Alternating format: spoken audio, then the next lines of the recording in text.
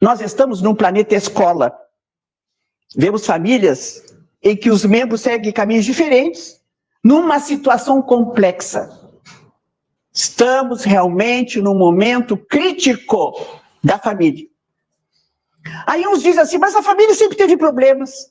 A família sempre encontrou dificuldades, porque cada um tem seus objetivos, somos todos diferentes. Sim, certamente, cada um tem a sua forma de ver o mundo. Mas neste momento da Terra, da evolução da Terra, onde nós estamos para passar para um mundo melhor e onde nós estamos separando o joio do trigo, um momento anunciado por Jesus, nós estamos realmente num momento crítico.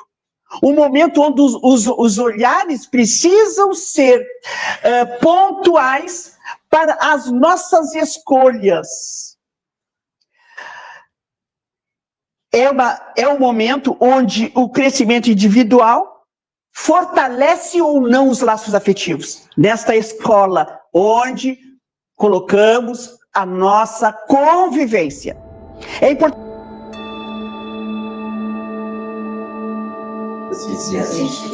Bem, meus irmãos, sejam todos bem-vindos ao GIAC.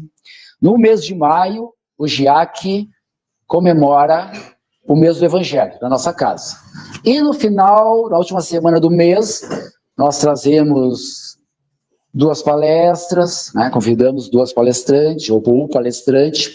A gente se reúne, o setor do Evangelho no Lar, que pertence à área da família, se reúne, faz uma reunião, a gente escolhe o tema e convida as palestrantes, né?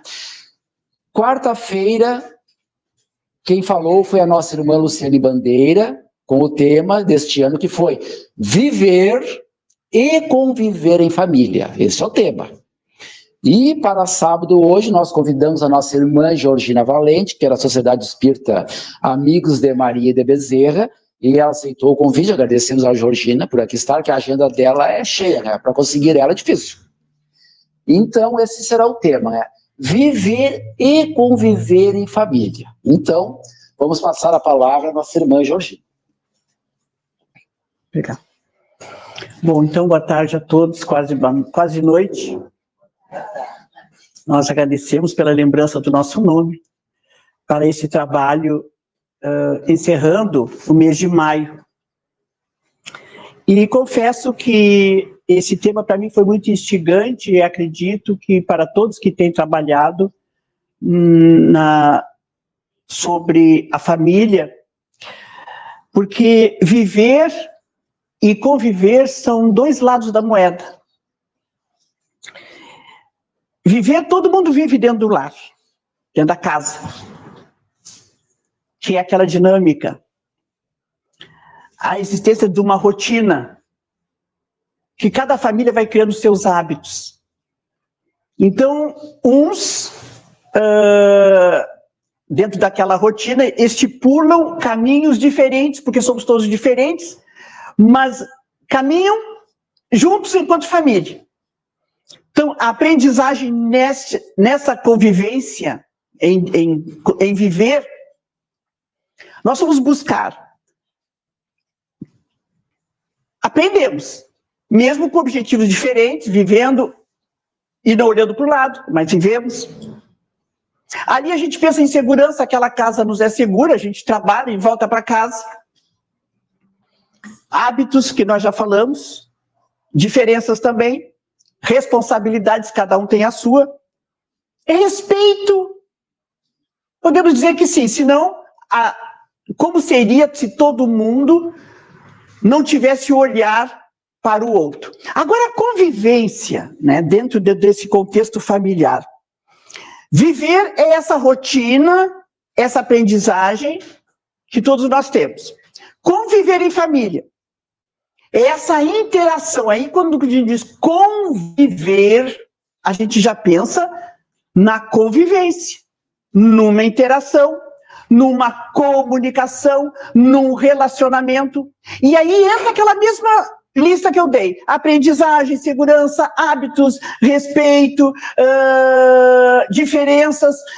Mas na convivência, a gente vê apoio, a gente vê empatia, a gente vê sentimento, sentimentos que nos unem, diferentemente daquela rotina de familiares que nem se olham, nem se veem, não sabe o que faz, o que foi, quem fez. Aquela rotina de viver simplesmente a vida, cada um dentro dos seus objetivos. Então, dentro desse olhar, nós vamos iniciar a nossa reflexão. Nós estamos num planeta escola. Vemos famílias em que os membros seguem caminhos diferentes, numa situação complexa. Estamos realmente num momento crítico da família. Aí uns dizem assim, mas a família sempre teve problemas.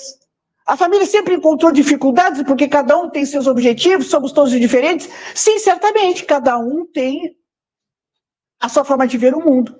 Mas neste momento da Terra, da evolução da Terra, onde nós estamos para passar para um mundo melhor e onde nós estamos separando o joio do trigo, um momento anunciado por Jesus, nós estamos realmente num momento crítico. Um momento onde os olhares precisam ser pontuais para as nossas escolhas.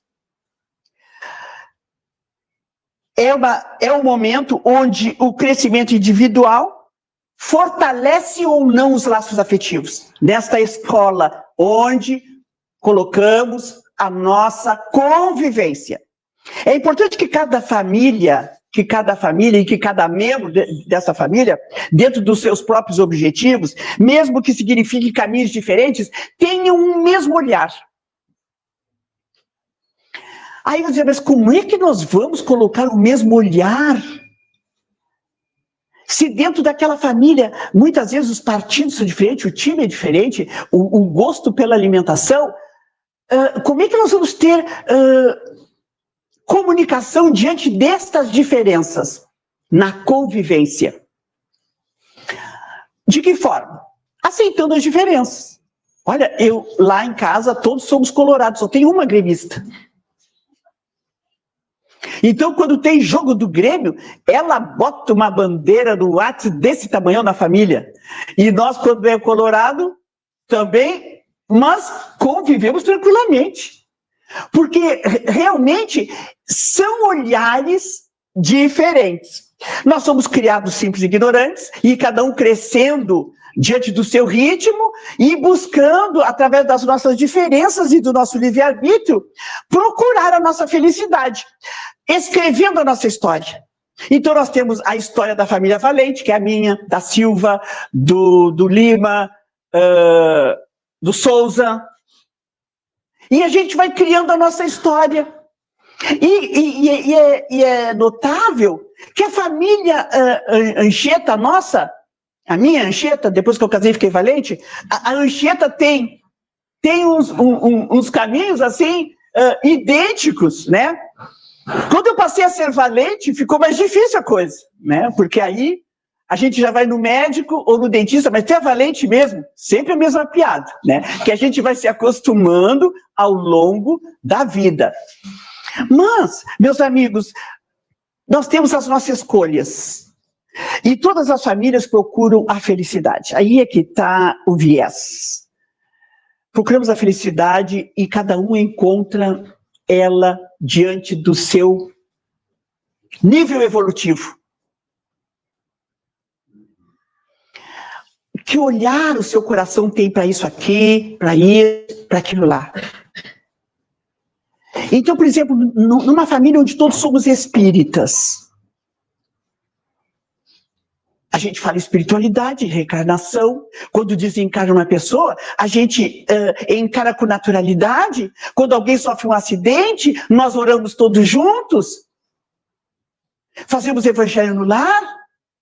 E às vezes a gente está ligando para a casa de um filho, ele não atende. Não... mas olha, o dia do evangelho dele, ele desliga o telefone.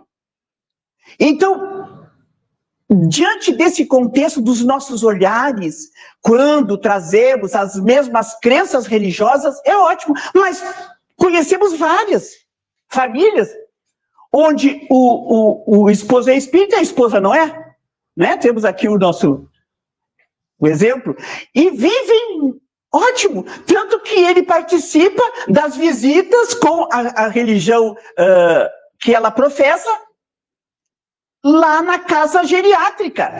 Então vocês pensam assim, podemos estabelecer uma vivência cristã, amorosa, pacífica, com olhares diferentes, inclusive diante da religiosidade, porque Jesus é o caminho, a verdade e a vida, e ninguém vai ao Pai senão por mim. Então, quando nós escolhemos Jesus por caminho, nós certamente temos esse olhar evangelizado. Mas vamos falar em doutrina espírita, porque é aqui que nós estamos vivenciando esse contexto e estudando e refletindo sobre a doutrina que abraçamos. Afinal, todos nós estamos aqui, subimos essa escada, né, porque estamos em obra lá embaixo. Então, para subir essa escada, eu quero assistir a palestra. Eu quero refletir sobre a família. Eu quero estar com este olhar para a espiritualidade, para a imortalidade do espírito que sobrevive a este mundo, mesmo no caos. A nossa doutrina, 3 revelações estudamos. Moisés, que trouxe a missão da justiça, o Evangelho, que é essa revelação insuperável do amor, que nos acompanha, e o Espiritismo, que é essa sublime tarefa da verdade. Então, a doutrina espírita nos traz aquele parâmetro de entendimento da vida, diante que Deus é a inteligência suprema, causa primária de todas as coisas, misericórdia, amor, justiça. Justiça! Amor não pode estar longe da justiça. Porque se eu amo um filho, amo demais, mas eu só privilegio aquele filho, porque o outro já não amo tanto, porque aquele espírito em outra vida já não me foi tão caro quanto esse aqui. Mas nós precisamos ser justos como o nosso Pai, que é misericórdia, amor e justiça. Imortalidade da alma, reencarnação, lei de ação e reação, causa e efeito, livre-arbítrio, comunicabilidade com os espíritos desencarnados, que é o viés da mediunidade, e a pluralidade dos mundos habitados. Rapidamente. Então, nós estamos nesse momento em que nós todos, dotados de capacidade cognitiva apropriada para os tempos atuais, nos desenvolvemos muito bem no computador, na era da internet, no telefone, baixamos, tiramos, fazemos compra. Ótimo, mas ainda está deficitário, ainda para nós, mesmo diante desse contexto evolutivo em que nós nos encontramos, o lado espiritual e moral das pessoas, dos homens desta época. E quando nós estamos unidos por laços de afeição, pela simpatia, que é o que nos diz lá no Evangelho segundo o Espiritismo, unidos por laços de afeição, pela simpatia, pela semelhança de inclinações, quando os laços são favoráveis ao amor, quando nós nos buscamos uns aos outros, enquanto família, quando os elos se fortalecem,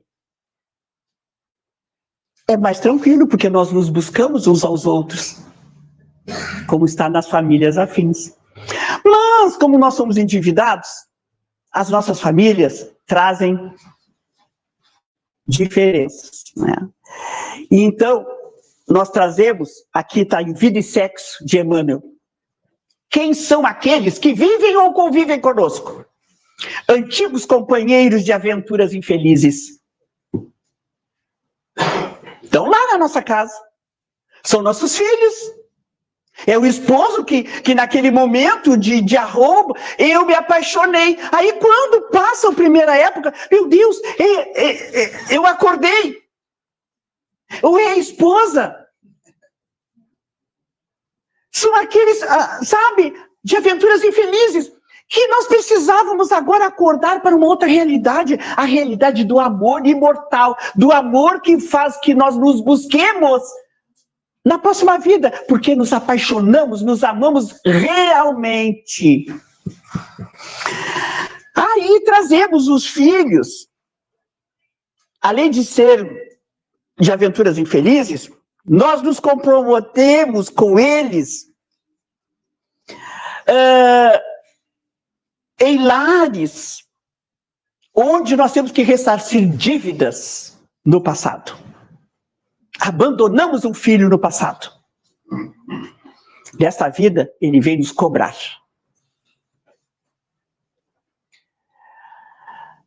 nessa oportunidade, Ele vai exigir de nós um amor redobrado. Então, quando nós aqui nos damos conta e olhamos a característica pessoal de cada um, os hábitos infelizes que não são mais os nossos, a tendência para o alcoolismo, para a drogadição, mas como? Se nós não temos esses impulsos, por que esse filho, essa filha possuem essa tendência e não consegue se desvencilhar? E por que tinha que ser meu filho ou minha filha? Parceiros do passado, comprometimento, para que estivéssemos juntos nessa encarnação, para que pudéssemos crescer. Ou por que eu quero ter tantos filhos e eu não tenho filhos? Tudo isso é explicado para que nós possamos crescer na convivência dentro do lar. Nesse momento, os conflitos humanos são muitos. Nós estávamos num grupo ali numa Ilha de Nazaré, entre um grupo e outro, e eu ia fazer uma palestra semana passada que falava sobre a família. Aí eu perguntei, que tinha vários olhares ali, tinha a dona de casa, a psicóloga, o filósofo, e mais uns quantos. Eu disse, bom, está todo mundo reunido aqui, eu vou perguntar, diante desses olhares, os que têm experiência da vida. E assim eu fui perguntar, eu tenho um olhar para a família, que a família agora já está superando as suas dificuldades e está mais consciente.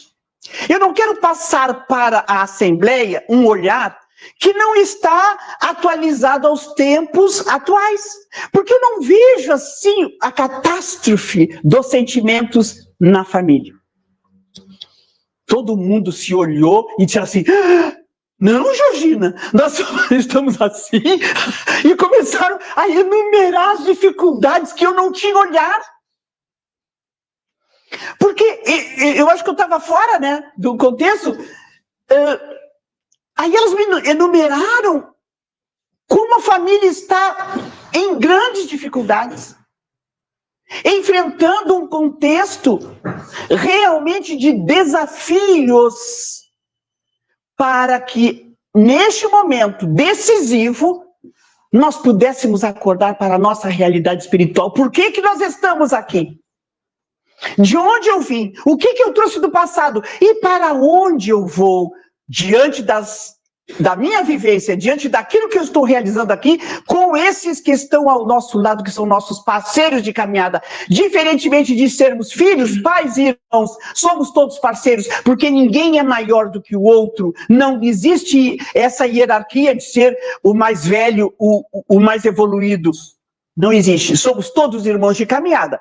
Então, espíritos em processo de educação, trazemos, além desse contexto, uma nuvem de espíritos obsessores, que é o que Divaldo Franco nos fala no livro Mediunidade, Desafios e Bênçãos, que hoje nós estamos diante de... Não existe pessoa, rara é a pessoa que não esteja vigiada, sondada, atingida pelas ondas mentais contraditórias e insanas de espíritos obsessores.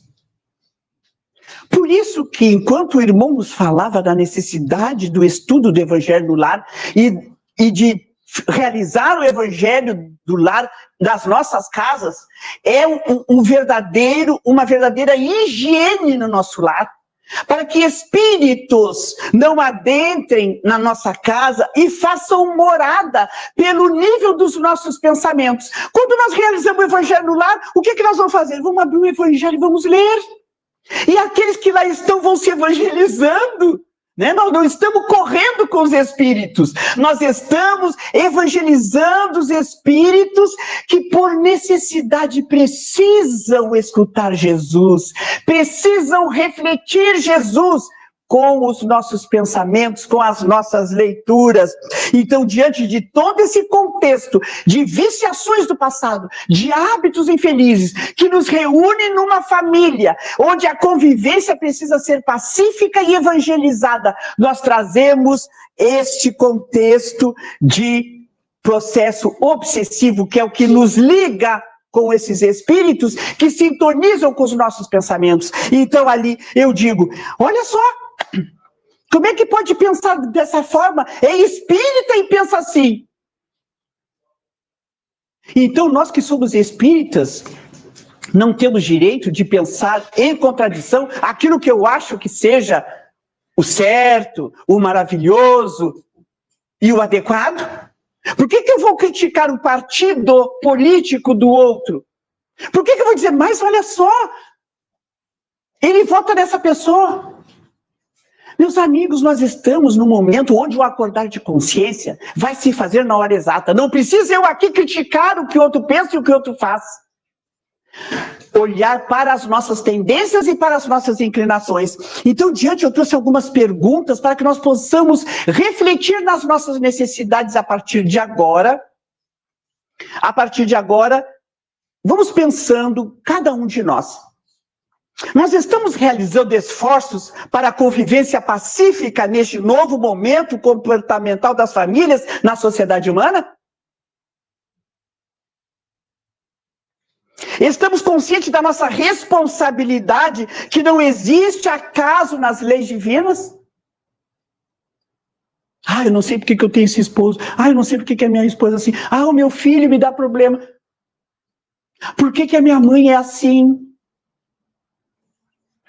Qual o maior desafio hoje? Vamos pensar, amar os familiares ou a sociedade, que é a nossa grande família? O que é pior? Quais são as nossas dores? Sentimentos de menos-valia? São problemas financeiros, vícios, cenário de violência, perturbações espirituais, solidão, doenças, desencarnação? Quais são os nossos maiores problemas? Eu trouxe aqui o caso de Natanael, que é um caso que identifica-nos quase todos nós. E a gente pensa assim, era discípulo de Jesus? Ele não teve problema, era um espírito muito evoluído. Aí, Bartolomeu e Natanael era um dos apóstolos de Jesus. Ele nasceu numa aldeia distante, 14 quilômetros de Nazaré. Ele se dedicava à pesca junto com a família. E na família de Natanael ou Bartolomeu, lá estavam os conflitos, lá estavam os problemas, lá estavam as dificuldades. Tanto na rotina de viver, quanto na convivência. A mãe dele tinha morrido, que era o único polo que ele trazia benfazejo para a sua existência. Era o espírito afim. A mãe querida, que ele conversava, que ele amava, que ele compreendia a dor. E ela morreu, desencarnou. E ele vivia muito triste, ele era muito depressivo. Felipe se encontrou com Natanael e disse para ele, Natanael, ou Bartolomeu, encontramos aquele que Moisés falou que seria o anunciado, o profeta que nós estávamos esperando. Jesus. Aí Bartolomeu, que era muito prático, determinado, Jesus, aquele que nasceu em Nazaré, filho de Maria, filho de José, mas o que pode sair de bom de Nazaré? Ele diminuiu que Nazaré era uma pequena aldeia para eles. De Nazaré pode sair boa coisa? E aí Felipe disse assim, venha e comprove, venha e tu verás, porque ele já tinha ouvido Jesus. Natanael não. Jesus então, no momento aprazado, se reuniu. Só que nesse inteirinho, Natanael sentiu uma tristeza muito grande, uma dor profunda. E quando ele se sentia assim, ele se retirava para chorar. Mas ele chorava muito. Olha, naquela época, homem não podia chorar. Até hoje a gente carrega esse estigma. Eu já vi mães dizer assim, menino não chora. Mas, por favor. Então, o menino não tem sentimentos. E ele cresceu naquele momento, não podia chorar. E ele se retirava para debaixo de uma figueira, bem longe de todo mundo.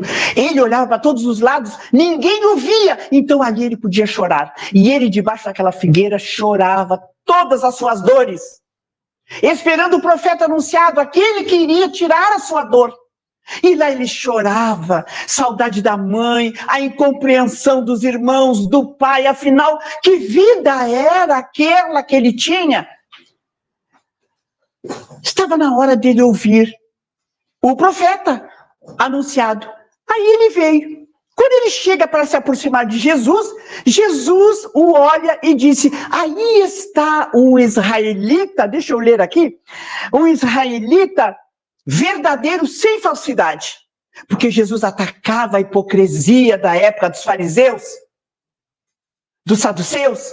Então ele primava pela sinceridade de palavras. Então, como ele disse assim, aquele que é de Nazaré, que não pode sair boa coisa. Ele disse, então, aqui está um verdadeiro israelita sem falsidade. Aí Natanael perguntou, mas de onde tu me conheces? É a primeira vez que eu lhe vejo. Aí Jesus disse assim, antes que Felipe chamasse, eu te vi debaixo da figueira. Ele levou um susto. Como é que aquele homem tinha lhe visto? Ninguém, ele viu que não tinha ninguém. Eu vi você quando estava debaixo da figueira. Natanael respondeu, Rabi, tu és o Filho de Deus. Tu és o Rei de Israel. Porque ele tinha visto, além da visão do corpo, a visão do Espírito. Você está acreditando? Porque eu lhe disse, eu vi debaixo da figueira. Mas você verá coisas maiores do que essas. E Jesus continuou, e eu lhe garanto que vocês verão o céu aberto e os anjos de Deus subindo e descendo sobre o Filho do Homem. Natanael começou a seguir Jesus, deslumbrado, feliz com tudo que ele ouvia. Bem-aventurados os pobres de espírito, isto é, os humildes, porque dele é o reino dos céus. Bem-aventurados que são brandos e pacíficos, bem-aventurados que são misericordiosos. Fazei aos outros o que querias que os outros fizessem a vós mesmos. Amai os vossos inimigos, perdoai as ofensas, se quiserem ser perdoados. Praticai o bem sem ostentação, julgai-vos a vós mesmos. Humildade, caridade. E assim Jesus foi discursando. Ele olhou embevecido, escutou embevecido aquelas palavras e disse, este é o Messias que eu espero, que eu esperava. Viver e conviver em família. Como conviver em família? Mesmo diante de tudo isso, como ele poderia conviver com os irmãos? Então ele foi para conversar com Jesus. Mestre, eu escuto as vossas palavras, mas meu coração se enche de esperanças para um reino de luz. Era tudo isso que eu queria. Mas quando eu chego, quando eu olho para a minha rotina, no trabalho, até com os próprios companheiros, com os companheiros de pesca que eram já discípulos, eu vejo que eu não encontro ressonância nestas tuas palavras. Como eu vou conviver com os meus? Eles me agridem.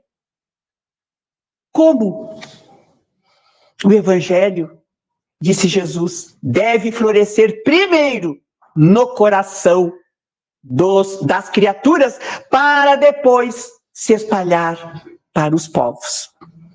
Ele prestou atenção, respirou, recuperou-se e foi para casa. Ele sempre, quando voltava para casa, depois da pesca, na estrada, se ele estava sozinho, ele ia chorando muito, depressivo, sem auxílio, sem psicólogo, sem amigos. Porque como é que ele ia dizer para os amigos que ele chorava, que ele era fraco, que ele era infeliz? Ele ia chorando. E ele foi para casa. De vez em quando caiu uma lágrima. Como? Ele foi caminhando lá naquela estrada e começou a relembrar as palavras de Jesus. Perdão. A compreensão que devemos ter. E ele começou a introjetar. Então, do meio do caminho em diante, ele começou a mudar a perspectiva dos seus problemas. E começou a entender os irmãos. E ele disse assim, realmente, eles deveriam escutar Jesus. Chegou em casa, abriu a porta, já era tarde, madrugada, porque caminhar, depois que Jesus tinha falado aquilo tudo, e chegar até em casa, já era tarde da noite. Quando ele abriu o gonzo da porta, o trinque da porta, os irmãos vieram correndo, gritando, tu és um ingrato, olha o nosso pai velho, tu nos deixa aqui sozinho, a gente trabalhando, e tu tá falando mil coisas. De outras vezes, ele retrucava na mesma moeda. E ingrato é vocês, eu faço o que eu quero.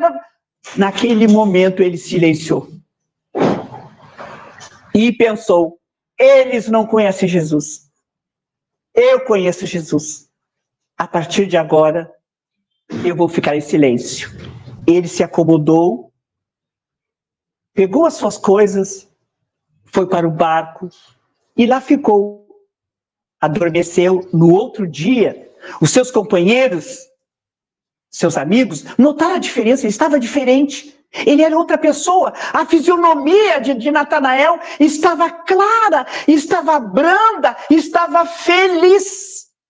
Mas como? Se ele parecia sempre triste, infeliz, choramingando pelos cantos. Agora ele era outro homem. Aí Jesus conta a parábola do tesouro da pérola. O reino dos céus é semelhante a um tesouro escondido no campo. E o homem acha e torna a esconder. Na sua alegria, vai e vende tudo que tem para comprar aquele campo. Quando Jesus olha para Natanael, o olhar de Jesus bate nos seus olhos. E Natanael pensa assim, Jesus contou essa parábola para mim. Eu encontrei meu tesouro. Bartolomeu, naquele dia, a partir daquele momento, tinha se convertido aos ensinamentos de Jesus.